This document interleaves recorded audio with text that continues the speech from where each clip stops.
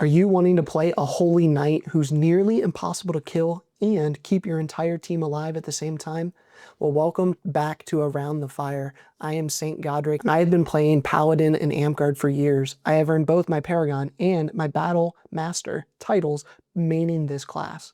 So today I'm going to teach you everything you need to know about playing Paladin, even if you are completely new to Amtgard. We'll cover what this class does, how to play it, and most importantly, how to have fun while being your team's guardian angel on the battlefield. Let's get to it. Flames, they whisper low. So what is a Paladin? Think of them as the ultimate team protector. While other classes focus on dealing damage or casting offensive spells, Paladins are all about keeping people alive and making sure your team can keep on fighting. So who would have the most fun playing this class? Let me paint you a picture. Do you enjoy being the hero who saves the day by keeping all of your friends alive? Do you enjoy playing support roles where your actions directly help your team win, but you still want to wear armor and be that frontline threat? Then Paladin might be perfect for you. This class is a great class for players who want to feel tough and survivable, who also like helping their team more than getting personal glory.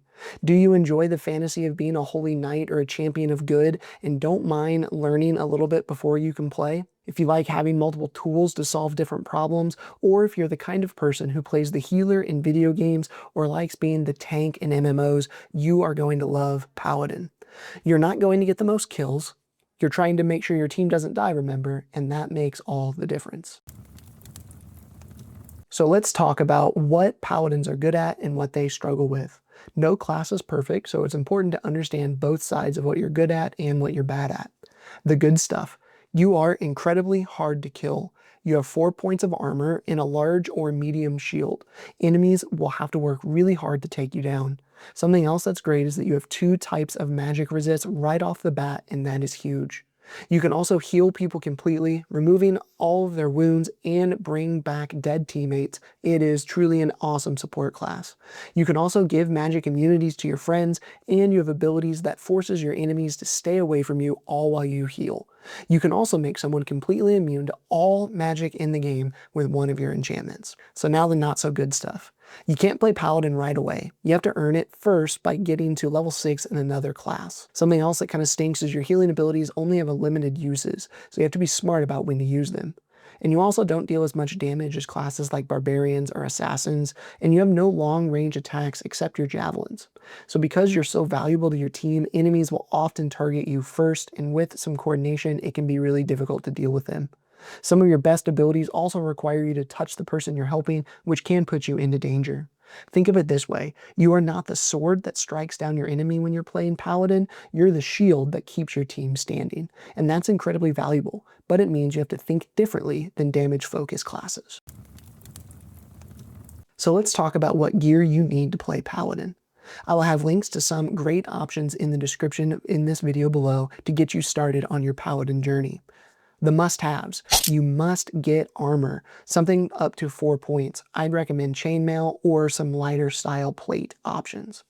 A large or a medium shield, this is your main go-to defensive tool, will be your best friend. Polearms, 8 to 10 feet long, are great as well as a sword or any other melee weapon that you like. You'll also need a metallic gold sash worn across your body from shoulder to hip. You'll also need your normal garb fantasy style, and that's what you need to play every class in Amtgard.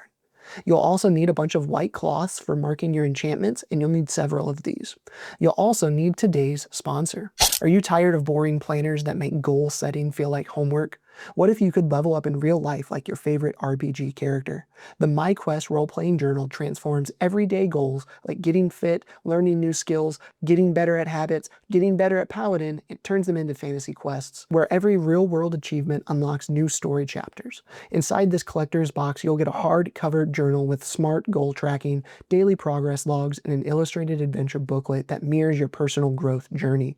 Whether you're conquering fitness goals, career milestones, or getting better at Paladin, MyQuest makes progress feel like an adventure. The first edition box set is available for a limited time only for $33. Use the link in the description below to begin your quest today. Some other things that would be nice to have when you're playing Paladin are extra weapons. Bring as many out as you can, as well as having some javelins to be able to take care of those long distance enemies. A note on those enchantment strips that I talked about a minute ago: in Amtgard, when you cast certain spells on yourself or on others, you mark them with colored strips of cloth so that everyone on the field can see that magic is active. For Paladin, most of your enchantments use white strips, which represent protective magic. Keep a bunch of these handies. And also, make sure you don't worry if you don't have the perfect gear right away. Start with what you have, what you can borrow, and upgrade over time. The Amtgard community is very helpful with loaning out equipment to new players. One of the most fun parts about Amtgard is creating a character to roleplay. Here are some ideas for Paladin characters to get you thinking. The Devoted Knight. You serve a god or a code of honor. You're polite, honorable, and always trying to do the right thing. Think your classic knight in shining armor. The Defender of the Weak. You became a paladin to protect those who cannot protect themselves. You're especially protective of new players and your healers. The Battle Priest. You see fighting as a holy duty. You might say prayers before battle or offer blessings to your teammates. The Reluctant Hero. You never wanted to be special, but you were chosen for this power, and you'll use it responsibly. You're humble and maybe a bit unsure of yourself in this new power. The Gruff Guardian. Not all paladins are polite. Maybe you're rough around the edges, but your heart is in the right place. You protect people whether they like it or not. Alright, let's start going through your abilities level by level. At level 1, paladins get 2 passive abilities, meaning that they are always working. You don't have to do anything special to activate them. The first of these is your immunity to command. This means that any spell from the command school of magic does not affect you. But what is command magic? They are the spells that control what you can and cannot do. Some examples of these are Hold Person, which freezes you in place. Doesn't work on you. Awe, which is a great ability which forces people away from you. Doesn't affect you. Insult, which makes you only able to attack that person. Nope, doesn't work. Think of this as like having a mental shield, but you can't be magically controlled or manipulated.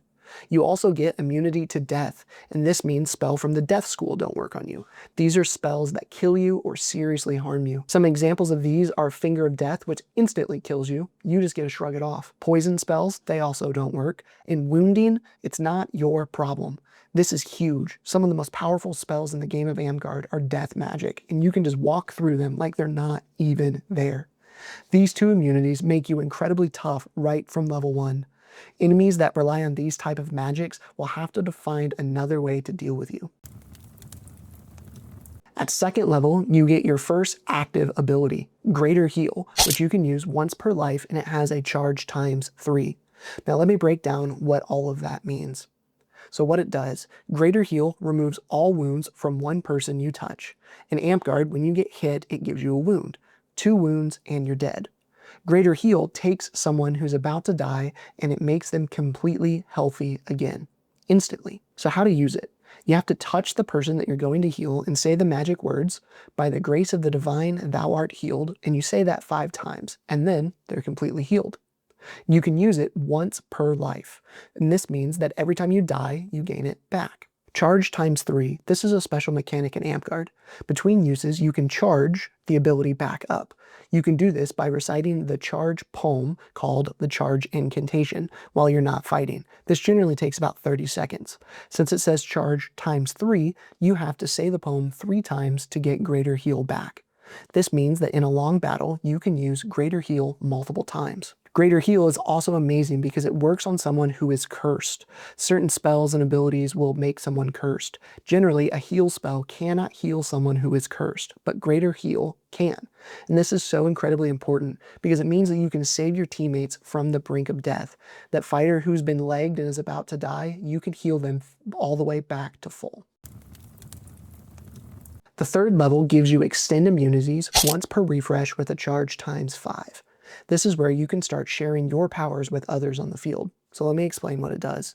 Remember that you have those 2 magic immunities, to command and to death. Extend immunities lets you give one of those immunities to one other teammate at a time. You can choose which immunity they get when you cast it. And you use this by touching your teammate and you say, "May the blessings of my God protect thee," 3 times. Then you put on a white cloth strip on them, usually on their arm, their shoulder, their weapon, something like that. So everyone knows that they are protected. You choose at that moment, do they get command immunity or death immunity? The thing is with this, you can only have one enchantment active at a time. If you cast this on someone else, the first person loses their immunity. So you have to choose carefully on who needs protection the most. This ability is used once per refresh with a charge times 5. Once per refresh means that you can use this ability once per refresh. These are longer breaks in the game where everyone gets their abilities back. Generally, you'll get a refresh every 30 to 45 minutes, sometimes in between each round. Charge times 5 means you can charge it up by saying the charge incant 5 times. So how do you decide who gets this ability?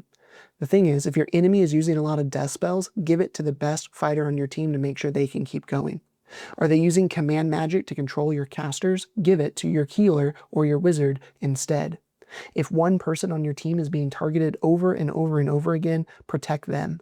This ability makes you a force multiplier. You're not just personally immune, but you can spread that immunity and protection to others.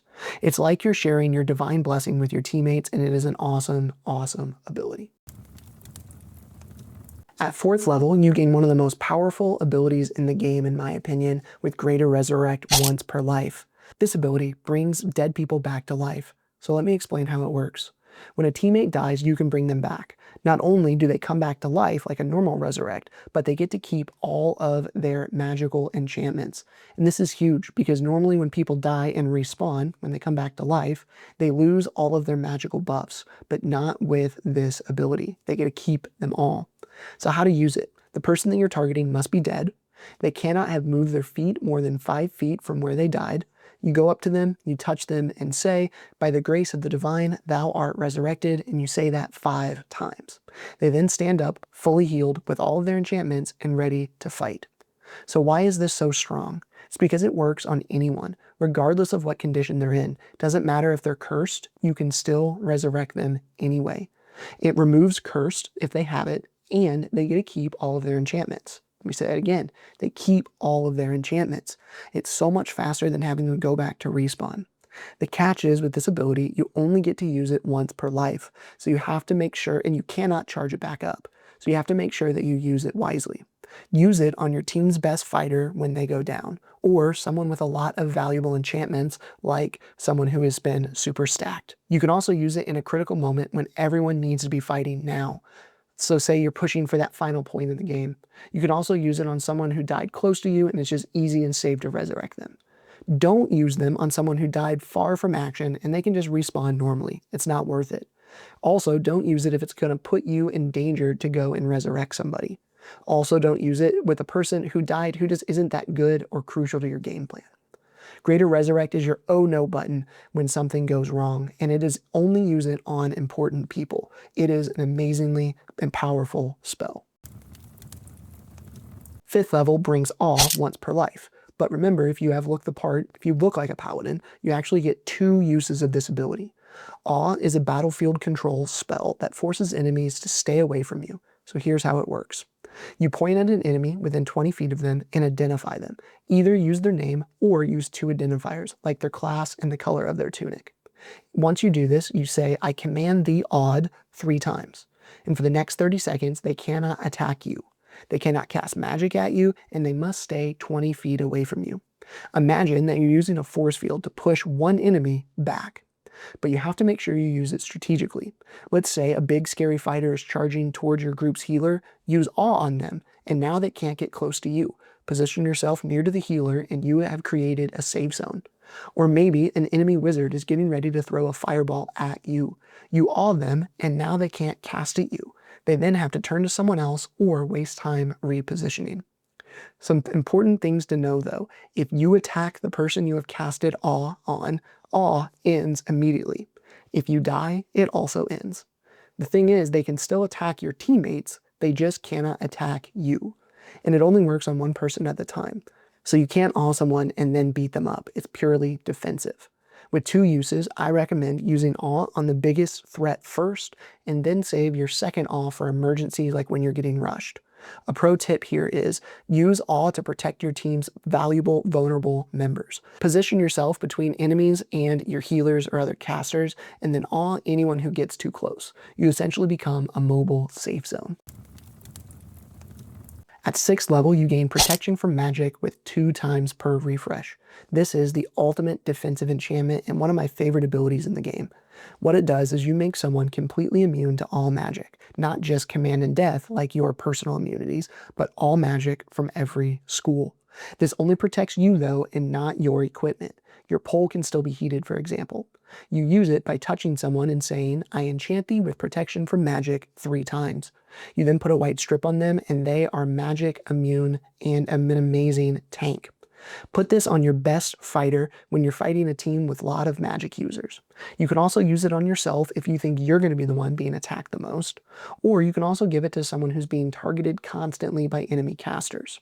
Protection from magic is your answer to heavy magic teams. When the other team has more wizards than you, they're throwing destruction spells, this enchantment turns one of your fighters into an unstoppable force that those wizards just can't deal with, and it is truly amazing.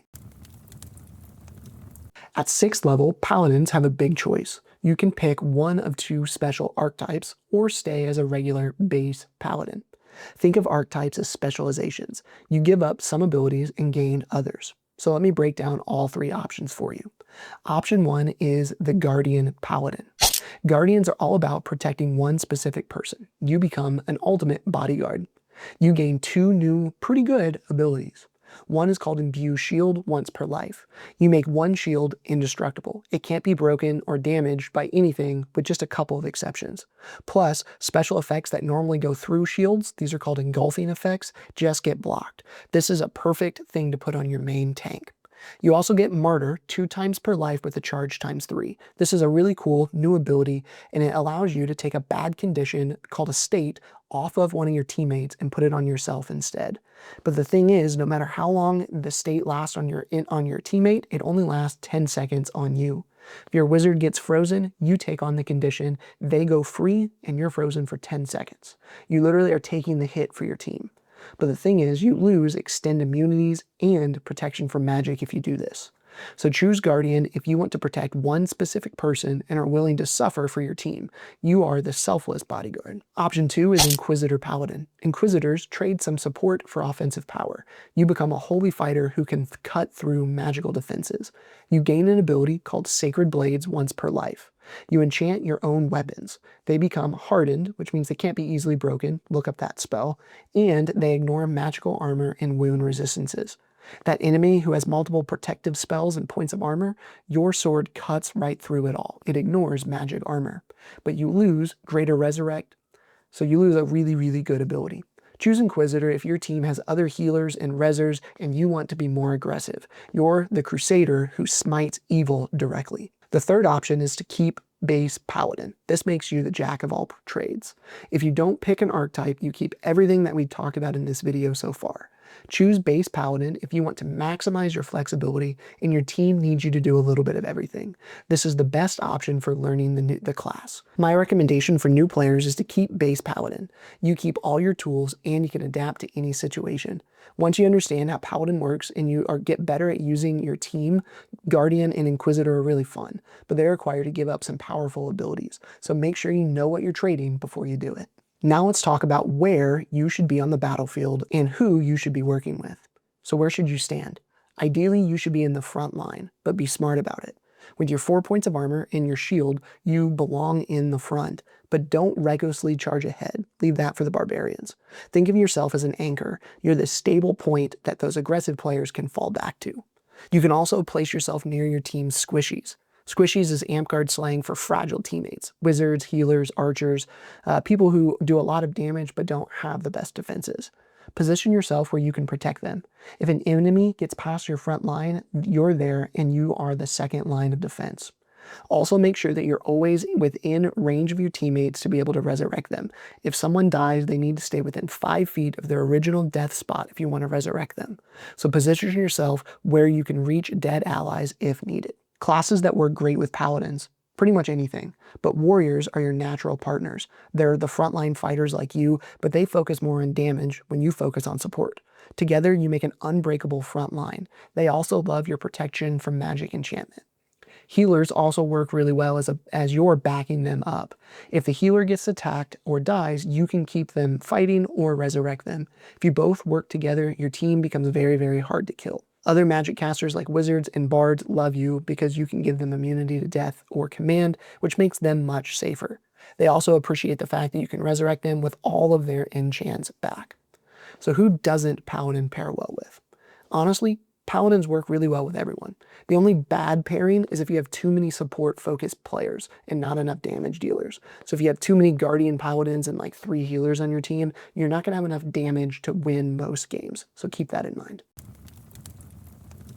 Here are some common mistakes that I see new players make when they play Paladin. First, they waste Greater Resurrect. They use it too early. I know it's tempting to use it the first time someone dies, but wait for a critical moment. Also, make sure that you never forget to charge your abilities. Use those quiet moments to charge up your Greater Heal or your Martyr back. Also, make sure you don't fight alone. You're tough, but you're not invincible. You work best when you stick with your team. Also, make sure that you're communicating. Tell people when you've buffed them. Tell them what you have left. And don't be too aggressive.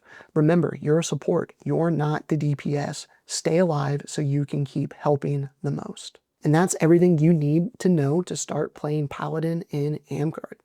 Playing Paladin is an incredibly fun and rewarding thing.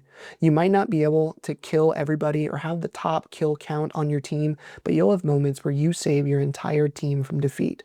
The most important thing for you to remember is to communicate with your team and stay alive. A dead Paladin can't help anyone, but a living Paladin makes everyone else on their team better. My name is Saint Godric, and I have loved every moment of playing this class. I hope you do too. No matter what you choose, if you want to be a Guardian, an Inquisitor, or play base Paladin, you're going to have a blast being your team's protector. Start by learning the basics in another class, earn to level 6, and then put on the Paladin sash. Thank you so much for watching. Drop a question if you have any questions below about Paladin or you want to see another class guide. And don't forget to subscribe for more Amtgard and Ren Fair content. Until next time, peace. Things they